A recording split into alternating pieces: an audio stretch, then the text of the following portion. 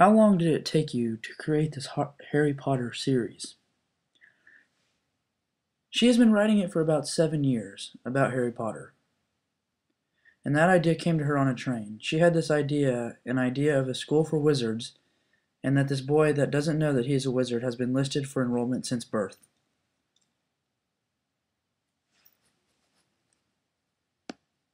Did she ever intend for it to be a children's book, and why? Not really. She has been writing for years, intended for adults, but she never tried to get anything published before. But this is why the story came to her. It obviously came to her as a children's story. What were your expectations the first time it came to the shelves? It sold very well, which overshot my expectations. It sold about 30,000 copies in the UK, and that's phenomenal. Since your audience is mainly children, why do you suppose children like it so much? After all, there are so many children's books out there on the market. I think it's because it's more traditional stories, several classic elements. A small child who got powers that no other child has. I think it's very common fantasy for children, and the idea that you escape, he comes from a horrible place and he escapes.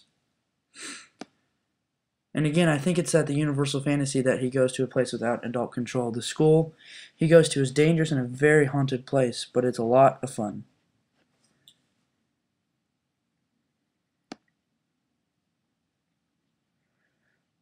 Well, the sales have certainly showed success. However, there has been much criticism on the book, supporting that you promote witchcraft. What is your response to that, Harry? I was officially raised in the Church of England, but I was actually more of a freak of my family. We didn't talk about religion in our home. My father didn't believe in anything, neither did my sister. My mother incidentally visited the church, but mostly during Christmas, and I was immensely curious.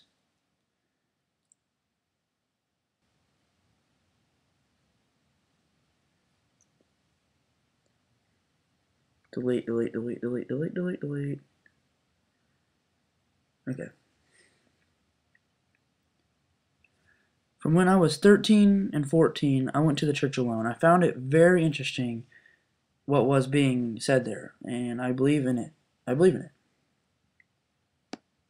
When I went to the university, I became more critical. I got more annoyed with smugness of religious people, and I went to the church less and less. Now I'm at the point where I started, yes, I believe, and yes, I go to the church, a Protestant church here in Edinburgh.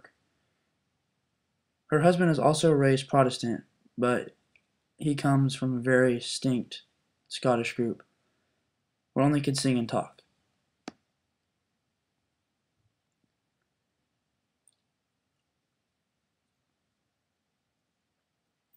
If your religious ideals are Christianity, why did you not establish it sooner?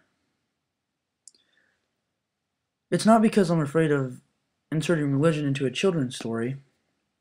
Rather, it's because I'm afraid that including religion, especially Christianity, would give too much away to fans who might see the parallels. To me, religious parallels have always been obvious, but I never wanted to be open about it because I thought it might show people who just wanted the story where we were going.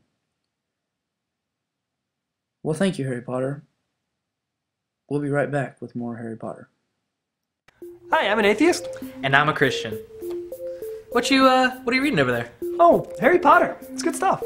Oh, we don't like that. That's not good. Well, why not? Well, it's got all that violence and stuff in it. People die. We can't have this. Young kids are reading this. Well, yeah, but aren't there entire chapters in the Bible there about cities being laid to waste and stuff? Well, yeah, but I mean, it's for a good reason. I mean... Yeah, sure. Yeah. Alright, sex. There's tons of sex in that, I'm sure. Secular book. It's gotta be sex. Actually, there's no sex whatsoever in the Harry Potter series. Alright, well, magic. Can't deny magic. Tons of magic. Devil and magic go hand in hand. I mean, come on. What exactly do you call it that God does? Miracles. Right, so he says something, and then something mysteriously happens. Yeah, pretty much. Magic. That's magic, right?